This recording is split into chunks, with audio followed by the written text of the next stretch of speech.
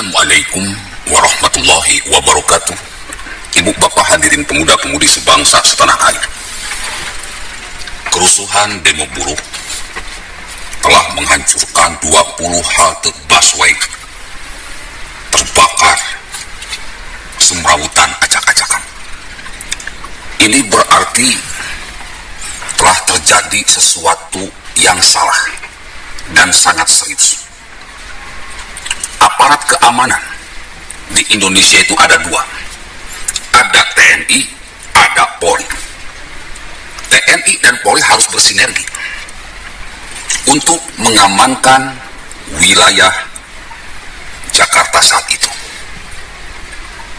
Ketika terjadi pengerusakan yang masif, pembakaran yang masif, penjarahan yang masif, itu membuktikan bahwa sistem keamanan Indonesia gagal total.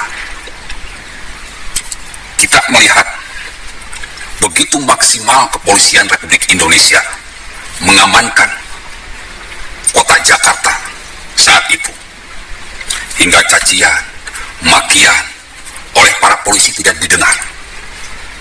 Tapi polisi juga manusia, Mas Bro. Dipancing untuk marah, akhirnya polisi pun marah. Sekarang kita perhatikan di mana posisi TNI mengamankan Jakarta saat itu. 20 halte bis dibakar. Yang kita lihat di video-video, ini benar-benar sedang diadu domba antara pendemo dengan kepolisian. Ketika kepolisian jengkel kepada para mahasiswa yang memang mulutnya kurang ajar, lalu mahasiswa tersebut ditangkap, TNI cenderung melindungi para pendemo ini.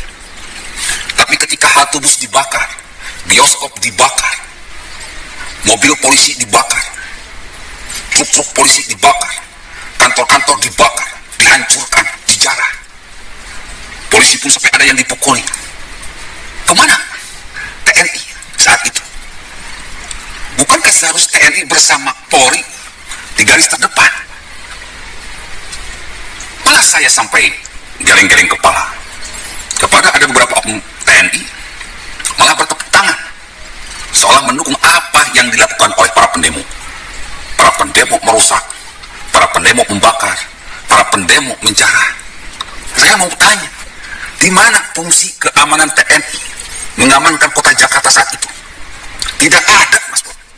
TNI cenderung diam dan diam, membiarkan Jakarta terbakar, membiarkan Jakarta dijarah, membiarkan Jakarta hancur berantakan, membiarkan polisi dan mahasiswa adu bagong.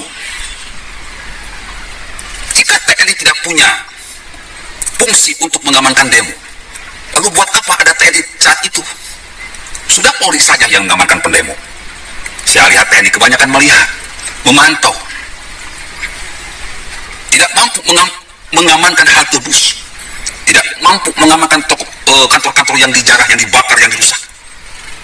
Coba lihat video tersebut, TNI tidak menjalankan fungsi keamanannya dengan baik. Berarti TNI sudah gagal mengamankan Jakarta dari kerusuhan. Jangankan mengamankan negara, mengamankan kota Jakarta saja nggak sanggup. Mudah-mudahan Panglima TNI dan Menhans Prabowo Subianto mendengar hal ini, mengoreksi hal ini. Ada apa dengan TNI kita? Demo rusuh karena TNI-nya diam. 20 halte bus dibakar karena TNI-nya diam.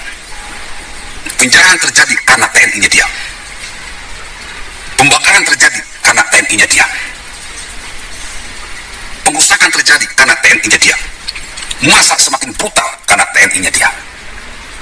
Na'udzubillah tsumma na'udzubillah. Inna sholata tanha 'anil fahsya'i wal munkar.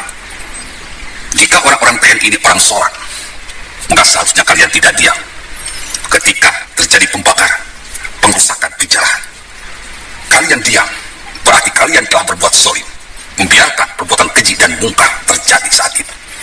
Kata Allah, ala la'natullah ala dhalimin. Allah melaknat orang-orang yang jahat.